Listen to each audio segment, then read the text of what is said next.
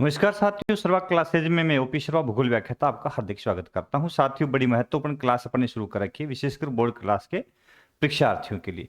Class 12 के जो मेरे साथी स्टूडेंट हैं उन साथियों के लिए बड़ी अच्छी क्लास है। और अब की बार बोर्ड पैटर्न जो है, मुख्य रूप से जो बोर्ड की परीक्षाएं चलती है वो राजस्थान शिक्षा विभाग ने उसमें चेंजेज भी कर दिए हैं। क्योंकि जो परीक्षाएं लगभग 3 मार्च 5 मार्च के आसपास में स्टार्ट होती थी, एनुअल एग्जाम जो है अपनी, वो अब बहुत जल्दी यानी लगभग 12 फरवरी के आसपास में, 11 फरवरी के आसपास में 10वीं और 12वीं बोर्ड परीक्षा प्रारंभ होने की संभावना है। तो इस संभावना को देखते हुए हमें तैयारी थोड़ी सी और बढ़ा देने की आवश्यकता है साथियों। ठीक है, और तैयारी को मजबूत करें। समय थोड़ा कम हो गया है, लगभग 20 से 25 रोज आपके जो है तैयारी के कम हो जाएंगे। तो उसका लाभ, जो कम दिन हो गए उसका लाभ कहां से निकालें, अपन कौन सा वे अपनाएं ताकि वो समय जो अपना कम हुआ है उसको अपन कवर कर सके। तो देखना, अपनी क्लास बड़ी महत्वपूर्ण रहेगी आप सभी के लिए। इन्हीं शब्दों के साथ में क्लास को शुभारंभ करेंगे कि जो आज मेहनत से भागेगा, जो आज मेहनत से भागेगा कल पछतावे से नहीं बच पाएगा। जो कोशिशें करना छोड़ देगा, जो कोशिशें करने छोड़ देगा, वो मंजिल तक कैसे पहुंच पाएगा। जो अंधेरों में भी उम्मीद रखेगा, जो अंधेरों में भी उम्मीद रखेगा, वो एक दिन सूरज बन जाएगा। सफलता उसी के कदम चूमेगी, सफलता उसी के कदम चूमेगी जो गिरकर उठना सीख जाएगा, जो गिरकर उठना सीख जाएगा। तो जिंदगी में उतार चढ़ाव आते रहते हैं, तो क्यों ना अपन विभिन्न प्रकार की परेशानियों का फेस करते हुए आगे बढ़ें और अपने लक्ष्य की ओर अग्रसर हो। इन्हीं शब्दों के साथ में क्लास को शुभारंभ करते हैं। कक्षा 12 के विद्यार्थियों के लिए ज्योग्राफी एनसीईआरटी सत्र 2025-26 के लिए महत्वपूर्ण कोर्स भारत, लोग और अर्थव्यवस्था अपने शुरू कर रखी है बुक।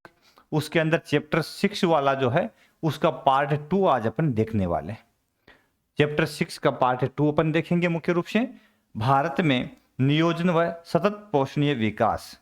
ठीक है, ये अपना टॉपिक है, तो इसका पार्ट 2 है, उसको अपन विस्तार से देखते हैं। क्या है इसके अंदर, इसका एक भाग अपन ने देख लिया था और शायद अपन पहुंचे थे भरमौर तक पहुंच गए ना।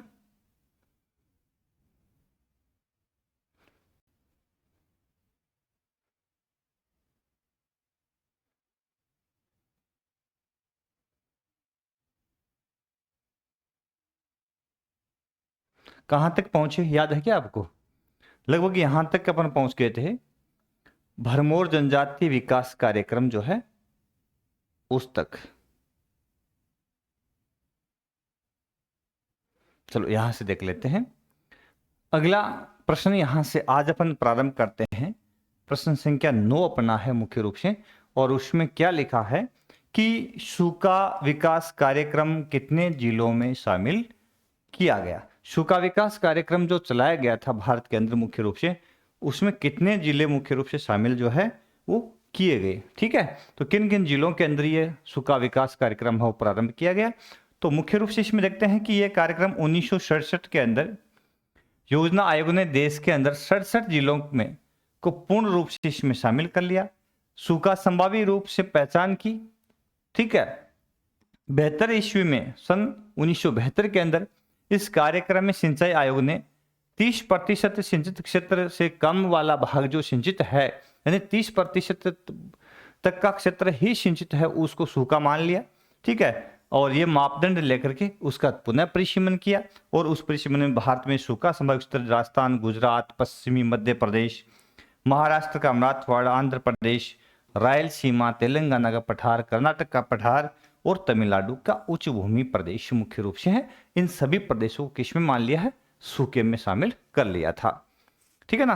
तो देखिए, ये भाग जो है यहाँ वर्षा बहुत कम होती है, और कम वर्षा के कारण ये भाग जो है कृषि में पिछड़े हुए होते हैं। इस कारण से इनमें कार्यक्रम जो है कौन सा चलाया, सूखा क्षेत्र कार्यक्रम। भरमौर की बात करते हैं तो हिमाचल प्रदेश में है भरमौर, और ये होली भरमौर मुख्य रूप से ऐसे क्षेत्र है जो पूर्ण रूप से जनजातीय है, और गद्दी समुदाय के लोग यहाँ मुख्य रूप से रहते हैं। तो जनजातीय भरमौर जनजातीय क्षेत्र विकास कार्यक्रम क्या है, तो भरमौर के अंदर मुख्य रूप से आदिवासी लोग रह रहे हैं। देखिए, भरमौर क्षेत्र हिमाचल प्रदेश के अंदर है। जो चंबा जिले, किस जिले के अंदर? चंबा जिले के अंदर दो तहसील है, एक भरमौर एक होली। भरमौर व होली, इन दो तहसीलों को किसमें शामिल किया गया है? भरमौर जनजाति विकास कार्यक्रम के अंदर ये शामिल किया गया। यह 21 नवंबर 1975 को अधिसूचित जनजातीय क्षेत्र है। यानी इस जनजातीय क्षेत्र में इस भाग को कब शामिल किया गया? 21 नवंबर 1975 को। ठीक है। उसके बाद में यहाँ गद्दी समुदाय के लोग रहते हैं। यहाँ कौन सी जनजाति रहती है? गद्दी। यदि अपन JNK में जाते हैं तो वहां पे गुज्जर और बकरवाल जनजाति मुख्य रूप से निवास करती है। फिर अपन हिमाचल प्रदेश में जाते हैं तो गद्दी समुदाय के लोग निवास करते हैं। फिर अपन उत्तराखंड की तरफ आते हैं तो वहां पे भोटिया समुदाय के लोग निवास करते हैं, जो मुख्य रूप से पशुचारक पहाड़ी ढलानों में मुख्य रूप से कृषि करते हैं और पशुपालन करते हैं। विशेष रूप से भेड़ और बकरी ये पाला करते हैं। पहाड़ी ढलानों में भेड़ और बकरी पालन ही महत्वपूर्ण रह जाता है और अन्य व्यवसाय जो है काफी मुश्किल होता है। इसलिए ये गद्दी समुदाय के लोग गद्दियाली भाषा बोलते हैं, कृषि के साथ साथ में पशुपालन करते हैं, मुख्य रूप से क्या पालते हैं? भेड़ और बकरी पालते हैं। ठीक है ना। तो ये ऋतु प्रवास करते हैं। ऋतु प्रवास का मतलब, और गद्दियाली भाषा बोलते हैं। तो ऋतु प्रवास एक नया शब्द आया यहाँ पे।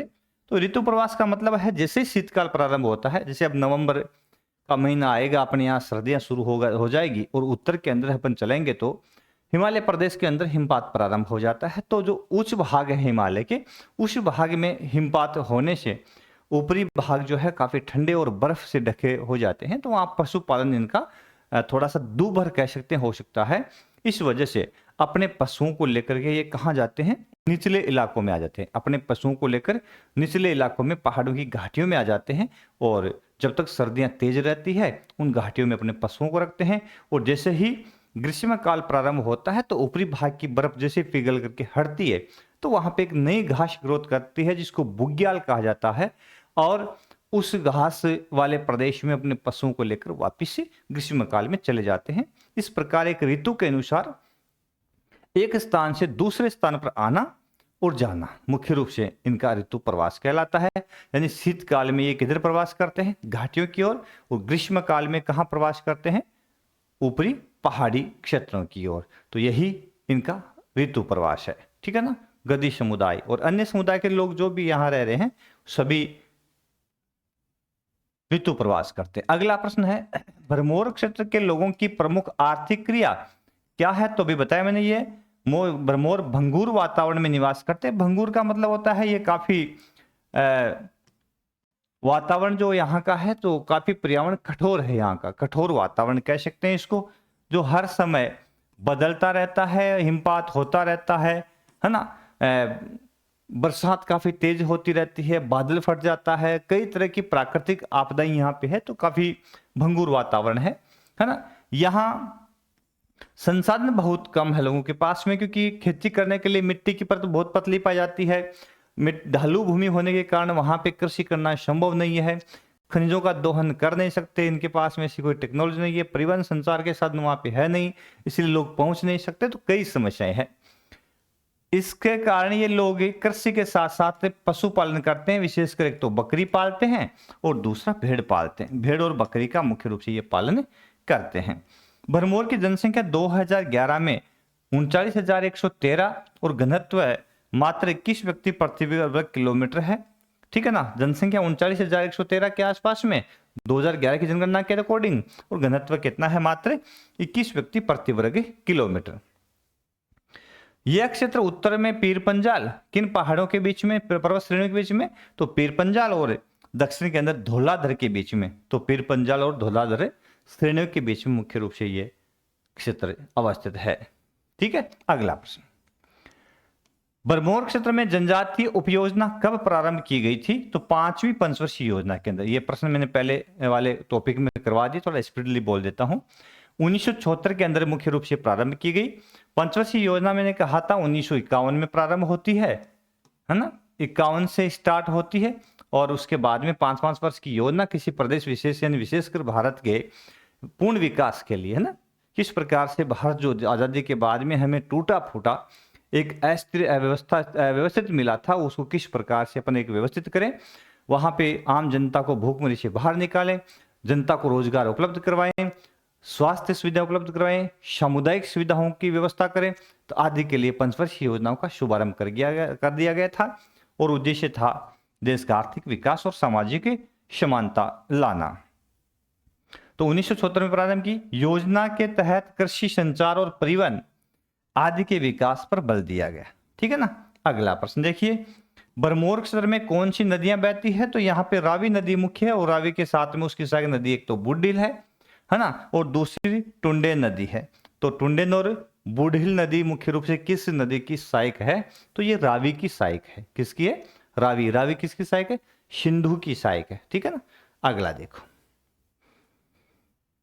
अगला प्रश्न यहां पे है कि भरमौर क्षेत्र में जनजातीय उपयोजना लागू होने से कौन से सुधार हुए? तो भरमौर क्षेत्र में जैसे जनजातीय योजना लागू हो गई तो काफी फायदा उन लोगों को मिला।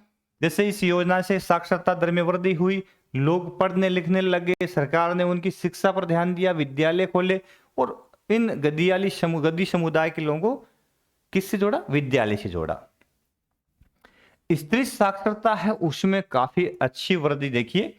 1971 के अंदर जो 1.88% थी वो 2011 के अंदर 65% साक्षरता हो गई। बहुत बड़ा आंकड़ा कह सकते हैं अपन। काफी ज्यादा उछाल अपन ने यहाँ पे लिया है कि 1.88% जो साक्षरता थी महिलाओं की वो बढ़कर 2011 में 65% हो गई।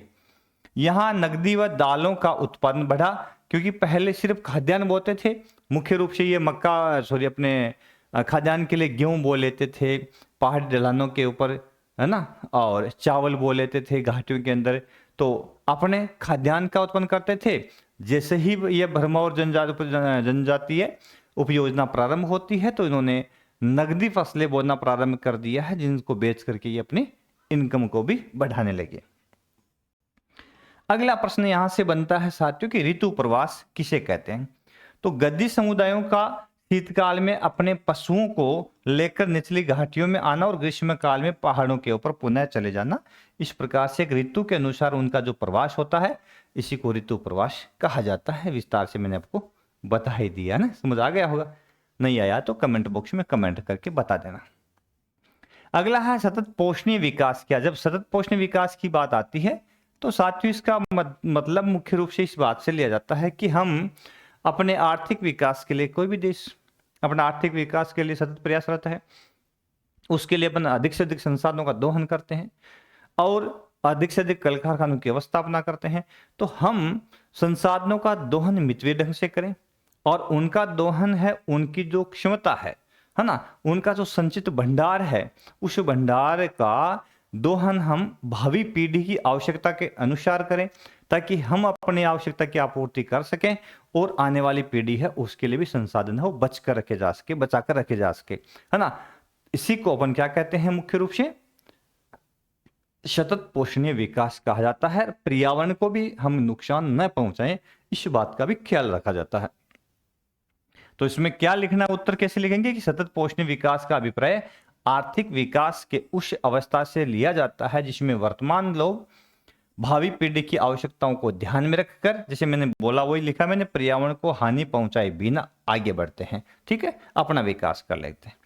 विकास क्या है? तो विकास एक बहुआयामी संकल्पना है जो अर्थव्यवस्था, समाज और पर्यावरण में सकारात्मक, अर्थव्यवस्था, समाज और पर्यावरण में सकारात्मक, है ना, पॉजिटिव अनुत्क्रमीय परिवर्तन का द्योतक है।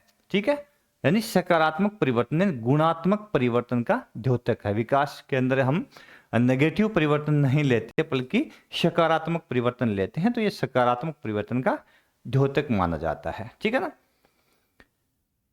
अगला प्रश्न, अगला है विकास का वर्तमान स्वरूप क्या है? देखिए, तो वर्तमान स्वरूप क्या है विकास का? तो इसमें क्या लिखेंगे कि विकास की अवधारणा की शुरुआत 20वीं शताब्दी की उत्तरार्ध में हुई। इसका मतलब 1980 के बाद, 20वीं शताब्दी के उत्तरार्ध में 1980 के बाद मुख्य रूप से मानव विकास की अवधारणा का प्रारंभ होता है।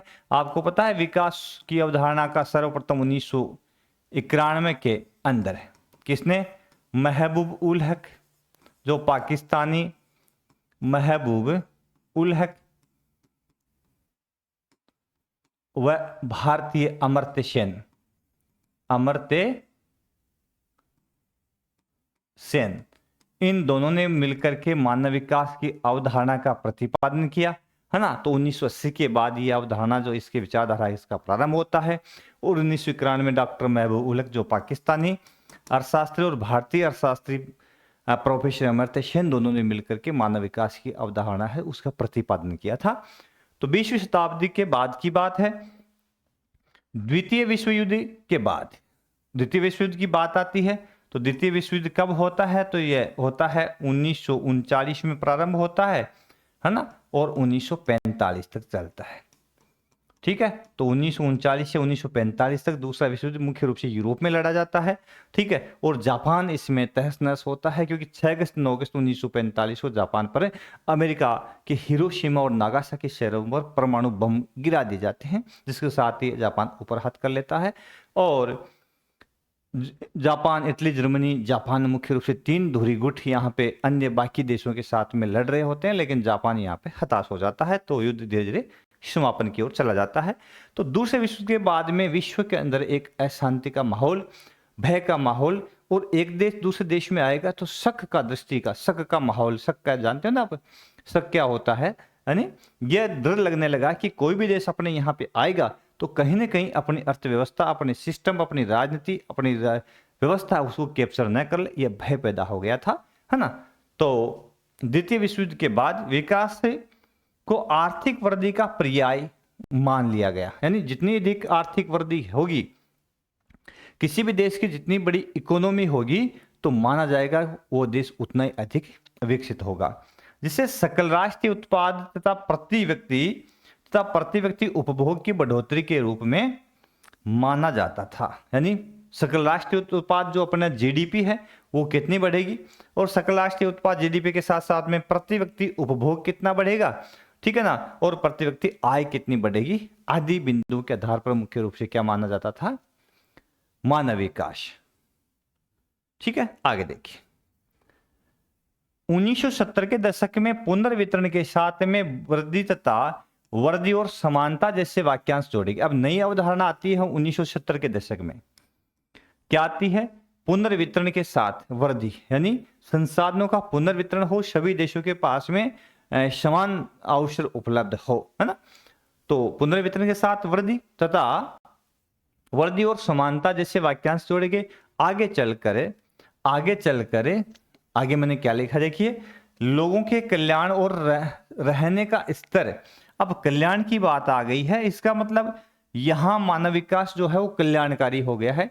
यहां मनुष्य का स्वास्थ्य, शिक्षा, उसका रहन सहन का स्टैंडर्ड जो है, स्तर जो है वो मुख्य रूप से कैसा हो, स्वस्थ जीवन हो, शुद्ध वायु हो, शुद्ध जल उसको उपलब्ध हो, आदि बातें मानव कल्याण के लिए रूप में मानी जाती है। तो मानव का कल्याण निहित हो गया अब विकास में। अब विकास सिर्फ आर्थिक वृद्धि का एजेंडा नहीं माना जाएगा।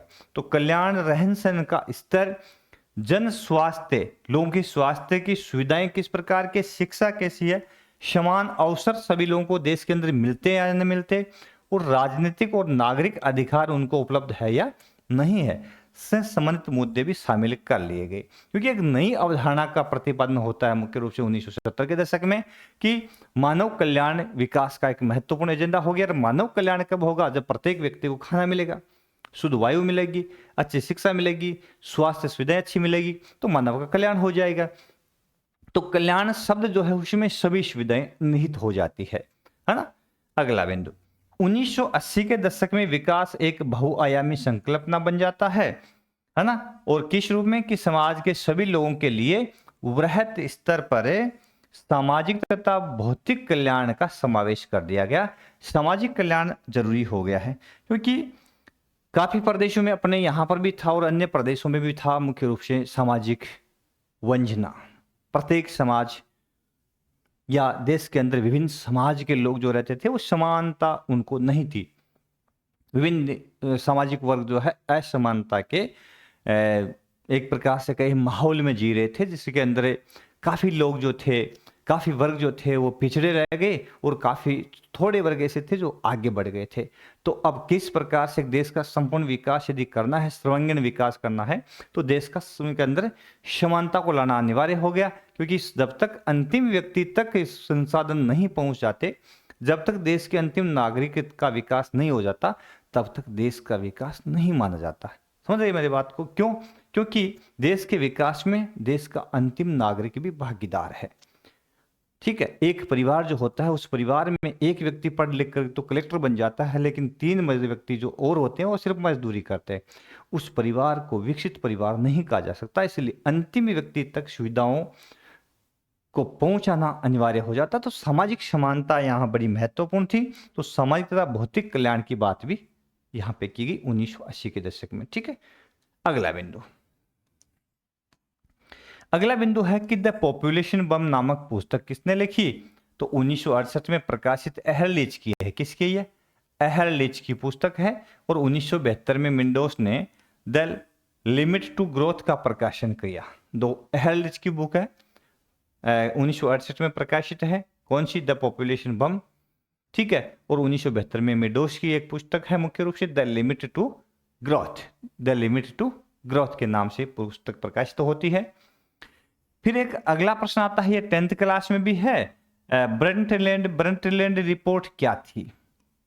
है ना, ब्रंटलैंड कह दो चाहे ब्रंटलैंड रिपोर्ट कह दो, तो ये ब्रंटलैंड रिपोर्ट मुख्य रूप से क्या थी? ये प्रश्न 10th क्लास में भी है और यहां पर भी है। तो पर्यावरण मुद्दों पर बढ़ती चिंता को देखते हुए यूएनओ, है ना, यूएनओ ने विश्व पर्यावरण और विकास आयोग की स्थापना की। विश्व पर्यावरण और विकास आयोग, वर्ल्ड इन्वायरमेंटल डेवलपमेंट कॉरपोरेशन की स्थापना की। और इसका उद्देश्य क्या था? पर्यावरण की चिंता करना। ठीक है, तो जिसकी प्रमुख किसको बनाया गया? नॉर्वे की प्रधानमंत्री गारो हरलेम को। नॉर्वे की प्रधानमंत्री, कहां की? नॉर्वे की, उत्तरी यूरोप। नॉर्वे की प्रधानमंत्री गारो हरलेम ब्रंटलैंड को इसका अध्यक्ष बनाया गया। गारो हरलेम ब्रंटलैंड प्रधानमंत्री का नाम था। ठीक है, और इस आयोग ने अपनी रिपोर्ट पेश की। और रिपोर्ट का नाम क्या था? Our common future. रिपोर्ट क्या पेश की इसने? ब्रंटलैंड आयोग ने, विश्व पर्यावरण और विकास आयोग ने किसकी अध्यक्षता में? नॉर्वे की प्रधानमंत्री गारो हरलेम ब्रंटलैंड की अध्यक्षता में एक रिपोर्ट तैयार की। और इस रिपोर्ट का नाम क्या था? Our common future. Our common future उसका नाम था उस रिपोर्ट का। और ब्रंटलैंड की अध्यक्षता में ये रिपोर्ट तैयार हुई, तो इसी को ब्रंटलैंड रिपोर्ट भी कहा जाता है। ठीक है ना, तो इसी को ब्रंटलैंड रिपोर्ट भी कहा जाता है। याद रह जाएगा, देख लेना, हो जाएगा याद, प्रयास करना। उसके बाद में आता है एक केस स्टडी है इंदिरा गांधी नहर के ऊपर। मुख्य रूप से इंदिरा गांधी नहर की एक केस स्टडी यहाँ पे अपने सिलेबस के अंदर मुख्य रूप से है। तो यह कमान क्षेत्र पर विस्तार से लेख लिखिए। तो इंदिरा गांधी नहर क्षेत्र के कमान क्षेत्र पर विस्तार से अपन लेख लिखेंगे। अभी देखो बताएंगे आपको। चलो बताते हैं, चर्चा करते हैं अपन। इंदिरा गांधी नहर जो केस स्टडी है नहर के संदर्भ में, उस पर अपन चर्चा करेंगे। देखते हैं क्या है ये नहर प्रणाली। तो इंदिरा गांधी नहर का प्रारंभ का नाम क्या था? राजस्थान नहर। जब स्टार्टिंग की बात करते हैं तो ये राजस्थान नहर इसका नाम निकाला गया था। और देश की प्रधानमंत्री स्वर्गीय श्रीमती इंदिरा गांधी जी के नाम पर 1984 में जब उनकी डेथ हो गई, तो उसके बाद में उनकी स्मृति में इसका नाम क्या कर दिया गया? इंदिरा गांधी नहर कर दिया गया। इस नहर का प्रारूप 1948 में तैयार किया था कंवर सेन। इसकी नहर के प्रारूप को तैयार करने वाले जो महत्वपूर्ण व्यक्तित्व है, जो इंजीनियर कहें उनको, वो थे कंवर सेन द्वारा इसका प्रोजेक्ट तैयार किया गया। 31 मार्च 1958 को ये नहर बन करके तैयार हो गई। ठीक है, केस स्टडी अपने सिलेबस में जो है उस पर चर्चा करेंगे विस्तार से। इंदिरा गांधी नहर पढ़नी है तो ऑलरेडी अपने बहुउद्देशीय नदी घाटी परियोजनाओं की क्लास मैंने डाल रखी है, तो वहां से आप देख सकते हैं। पंजाब में सतलज नदी पर, सतलज और व्यास नदी के संगम पर मुख्य रूप से एक बांध बनाया गया। उस बांध का नाम है हरिके बैराज। क्या नाम है? हरिके बैराज एक बांध बनाया गया। और बना करके एक वहां से एक नहर निकाली गई। उस नहर का नाम इंदिरा राजस्थान नहर रखा गया। हरिके बैराज से मछता वाली हेड गंगानगर तक मुख्य रूप से, यानी गंगानगर तक यह मुख्य नहर आती है, जिसकी कुल लंबाई 204 किलोमीटर है ना, और उसको मुख्य नहर कहा जाता है। और फिर वहां से इस नहर को राजस्थान के आगे प्रारंभ किया गया। अब देखो, मुख्य रूप से कुछ मानचित्र की जानकारी लेना भी अपने लिए जरूरी है कि यहाँ पे एक प्रमुख नदी जो बह रही है, तो सिंधु नदी जिसको अपन कह सकते हैं इस भाग में, तो ये नदी सिंधु है, ठीक है। और सिंधु नदी जो है उसकी सहायक नदी मुख्य रूप से है सतलज, ठीक है। कौन सी? सतलज नदी, जो इस भाग में प्रमुख रूप से बहती है। और सतलज नदी जो है उसकी सहायक है व्यास। और पंजाब में इस स्थान पर, ठीक है, हरिके बैराज, जगह का नाम होशियारपुर में एक बांध बनाया गया था, उसका नाम है हरिके बैराज, पंजाब के अंदर है, ठीक है। यहां पे किस स्टेट की बात करें, ये कौन सा राज्य है? पंजाब। तो पंजाब में एक बांध बनाया गया जिसका नाम है, ये पंजाब है, उसमें हरिके बैराज एक बांध बनाया गया, वहां से एक नहर निकाली गई। उस नहर का की बात करें तो यह नहर यहां से निकाली गई, और इस प्रकार से नहर कहां तक पहुंची? जैसलमेर तक। ये जो नहर है, इस नहर का नाम क्या रखा गया? इंदिरा गांधी नहर। इंदिरा गांधी नहर वर्तमान में ये इसी नाम से है, और प्रारंभ में इसका नाम था क्या था? राजस्थान नहर।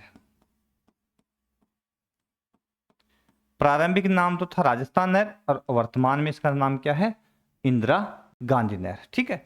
अब देखो, ये राजस्थान के अंदर मुख्य रूप से इस नहर की अपन चर्चा करें तो ये नहर कहां कहां तक पहुंच रही है, तो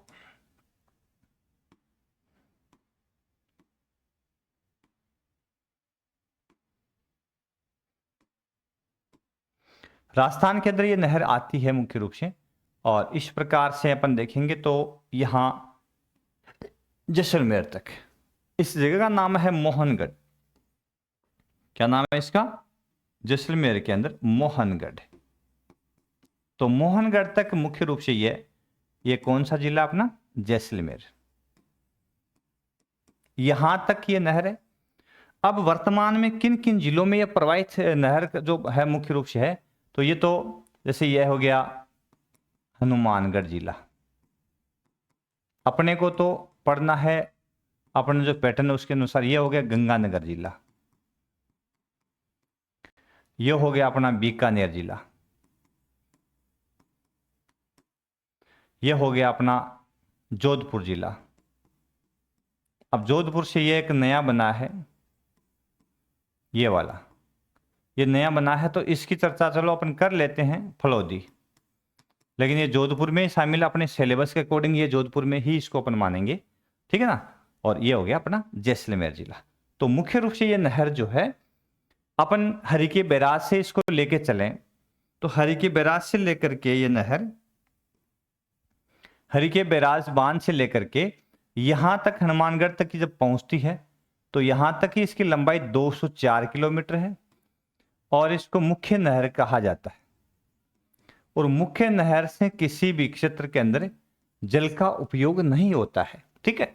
मुख्य नहर से जल का उपयोग नहीं होता है। फिर यहां से अपन चलते हैं हनुमानगढ़ से लेकर के, और मोहनगढ़ तक ये नहर जो है, ये इसकी कुल लंबाई यहां से यहां तक, ठीक है, यह लंबाई है 445 किलोमीटर। यह नहर मुख्य रूप से क्या है? सिंचाई नहर है। यहां से इस नहर का पानी है, उसका उपयोग सिंचाई के लिए किया जाता है। अब ये जो जमीन आपके समक्ष देखी जा रही है, इस जमीन का ढाल जो है वो किस ओर है? पश्चिम की ओर, उत्तर पश्चिम की ओर इस जमीन का ढाल है। इस वजह से इस साइड में इस नहर से क्या निकाली गई है? शाखाएं निकाली गई है। इस साइड में इस नहर से क्या निकाली गई है? शाखाएं। तो इस साइड में तो शाखाएं निकाली गई, ठीक है। और इस साइड में यदि अपन चलेंगे, दूसरी साइड में अपन, तो इस साइड में इस नहर से अपन चलेंगे तो इस साइड में आपको मिलेगी लिफ्ट नहरें। क्या मिलेगी? ये लिफ्ट नहरें। और लिफ्ट नहर का मतलब है कि जो पानी है उस पानी को उठा करके लिफ्ट करके इन नहरों में आगे प्रवाहित किया जाता है। ठीक है ना। तो इस भाग में शाखाएं निकली, क्यों? क्योंकि इस ओर ढाल है। एकमात्र शाखा यहां निकलती है हनुमानगढ़ में, विस्तार से अपन देखेंगे, हालांकि इसका वीडियो डाला हुआ है। अपन ने जो सिलेबस में है इसका केस अध्ययन, उसकी चर्चा करते हैं। तो इस भाग में इसकी शाखाएं, क्योंकि ढाल है, इस और भाग ऊंचा था तो पानी को लिफ्ट किया गया और फिर आगे प्रवाहित किया गया। तो इस साइड में क्या निकाली गई है? लिफ्ट नहरें। अब इससे कौन कौन से जिले लाभान्वित है? तो देखो, गंगानगर, हनुमानगढ़, चूरू, ठीक है। उसके बाद में आ गया बीकानेर, उसके बाद में आ गया जोधपुर, फलोदी, जोधपुर नया जिला बन गया फलोदी, तो जोधपुर, ठीक है। उसके बाद में जैसलमेर। ये प्रमुख जिले हैं जो इस नहर से सबसे अधिक लाभान्वित है, क्योंकि इन जिलों में इस नहर से सिंचाई होती है, ठीक है, और पेयजल की आपूर्ति होती है। तो इस पर हम कैसे अध्ययन कर रहे हैं, आपको ध्यान रखना है कि सतलज नदी जो है, व्यास नदी जो, दोनों के संगम पर पंजाब में होशियारपुर के आसपास में हरी के बैराज बांध बनाया गया। वहां से इस बांध से एक नहर निकाली गई जो मुख्य नहर है, जिसकी लंबाई 204 किलोमीटर है। वो हनुमानगढ़ तक पहुंचती है, मस्ता वाली हेड जगह है, और वहां से फिर जैसलमेर में मोहनगढ़ तक मुख्य रूप से इस नहर का निर्माण किया गया है। और यह नहर जो है, ठीक है, इस नहर का उपयोग सिंचाई के लिए काम में लेता है, इसकी लंबाई 445 किलोमीटर है। ठीक है ना, ध्यान रखिएगा, मानचित्र में पूछ ले तो इसको आप इस प्रकार से दिखा भी सकते हैं। अगला है हनुमानगढ़ से मोहनगढ़ तक। हनुमानगढ़ से मोहनगढ़ तक, जैसलमेर में मोहनगढ़ 445 किलोमीटर का निर्माण मुख्य रूप से एक मुख्य नहर के रूप में, यानी सिंचाई नहर के रूप में किया गया। इस नहर तंत्र की कुल लंबाई 9060 किलोमीटर, यानी इस नहर तंत्र की कुल लंबाई का मतलब हो गया नहर प्लस वितरिकाएं, नहर प्लस से वितरिकाएं, तो कुल इसकी लंबाई हो गई, नहर तंत्र हो गया ना ये पूरा पूरा, नहर, वितरिकाएं, लिफ्ट नहरें, शाखाएं सभी हो गई, तो कुल लंबाई 9060 किलोमीटर है।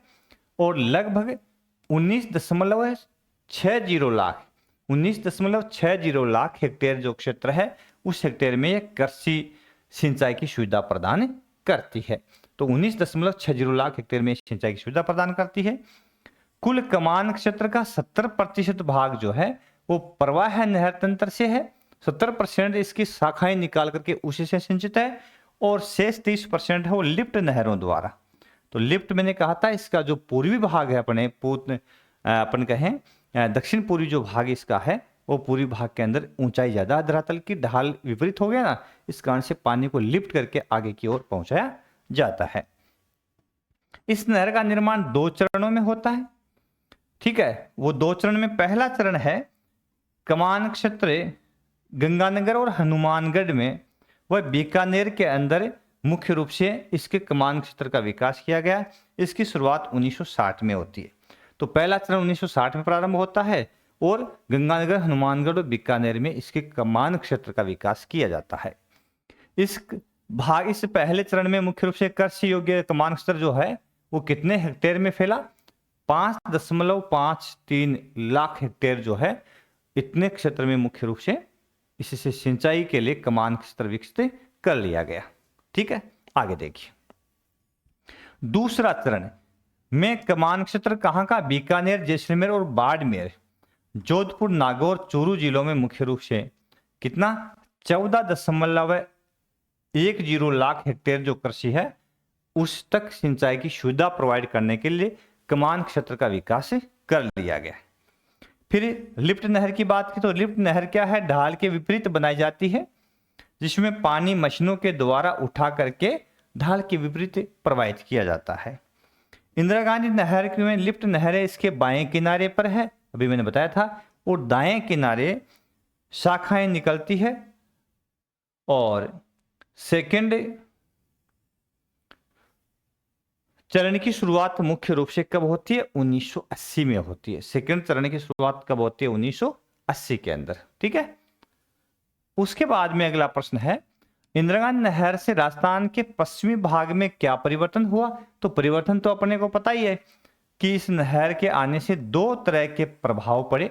अब दो टाइप के परिवर्तन कौन से हुए? तो सकारात्मक प्रभाव। अब सकारात्मक क्या हुआ? जो क्षेत्र बंजर था, मरुस्थलीय था, जहां कोई नहीं रहता था, उस भाग में लोग आकर के खेती करने लगे, पूरा प्रदेश हरा भरा हो गया, वनों का विस्तार हो गया, है ना, और पशुपालन की क्रिया अच्छी हो गई, खेती में फसल उत्पादकता बढ़ गई, जनघनत्व बढ़ गया, है ना।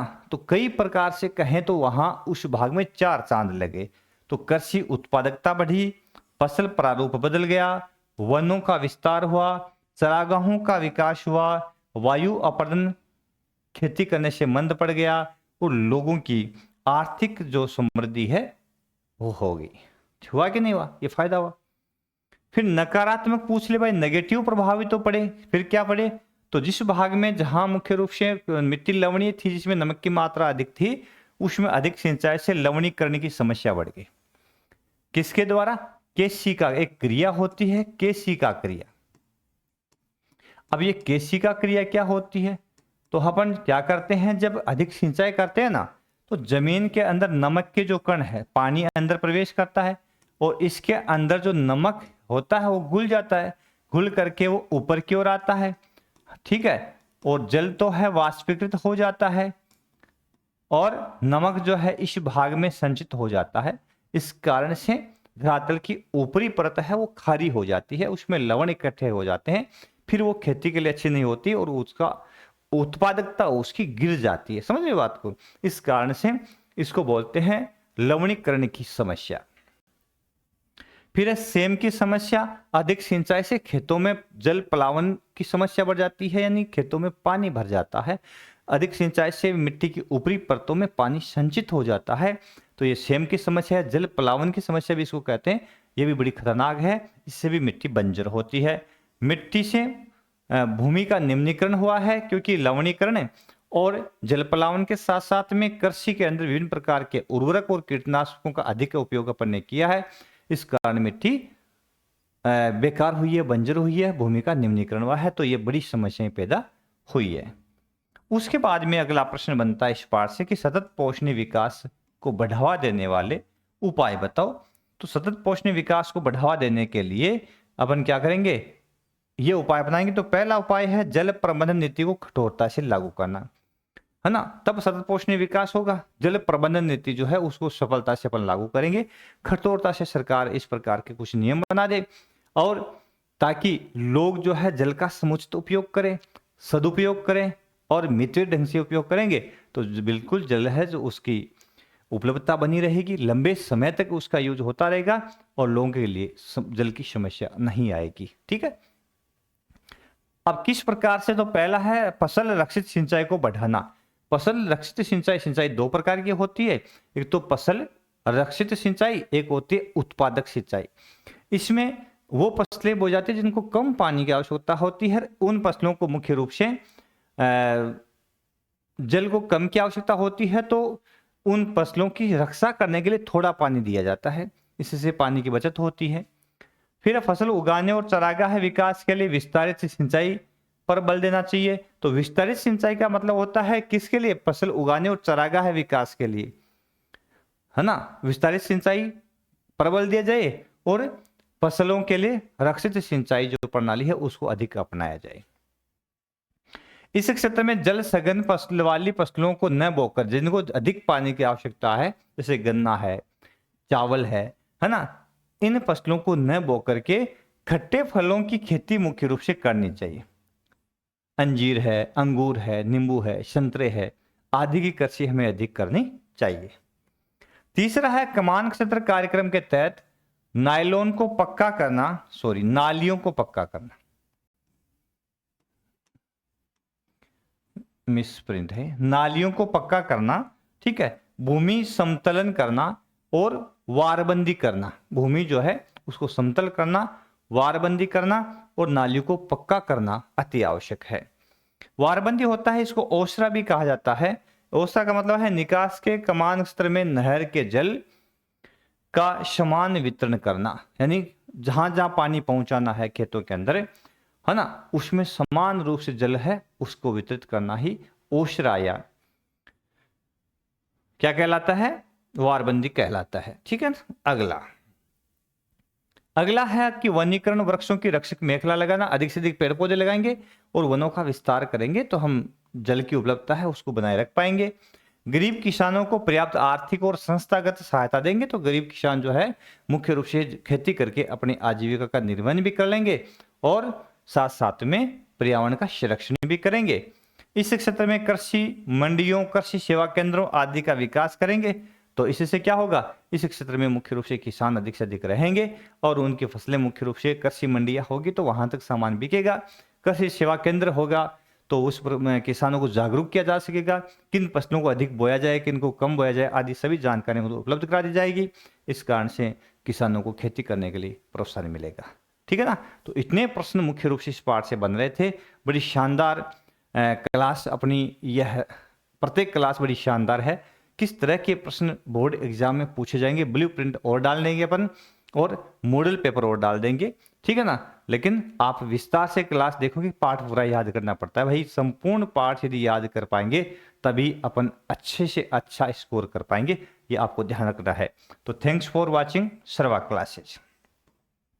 सर्वा क्लासेज से जुड़ने के लिए धन्यवाद। जिन साथियों ने सब्सक्राइब नहीं किया वो प्लीज इस चैनल को सब्सक्राइब कर ले और साथ साथ में अपना एप्लीकेशन जो है उसको डाउनलोड कर ले और मोबाइल नंबर के साथ में लॉगिन हो जाएं ताकि आपको शानदार सिलेबस कक्षा 12 का जो है मुख्य रूप से मात्र 10 रुपए में, और फ्री भी दे रखा है लेकिन वो 7 दिन चलेगा भाई, फिर रिन्यू करवाना पड़ेगा।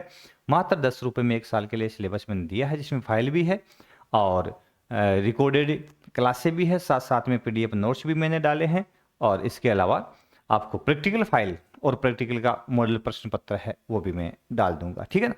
तो आप जरूर जुड़े सर्वा क्लासेस के साथ में। आशा करता हूं कि आपको क्लास बड़ी पसंद आएगी। फिर मिलेंगे अगली क्लास में। आज की क्लास को विराम देते हैं इन्हीं शब्दों के साथ कि जब नाव जल में छोड़ दी समुद्र में मोड़ दी, जब नाव जल में मोड़ दी समुद्र में छोड़ दी, दे दी चुनौती सिंधु को फिर धार क्या मझधार क्या। तो हमने तय कर लिया कि अपने को जिंदगी में सफल होना है, फिर पीछे हटकर पीछे मुड़कर क्या देखना। ठीक है ना। तो जरूर अपन सफल होंगे, मेहनत करेंगे, लक्ष्य को हासिल करेंगे और एक दिन सफलता अपने कदमों में होगी। धन्यवाद। जय हिंद, जय भारत।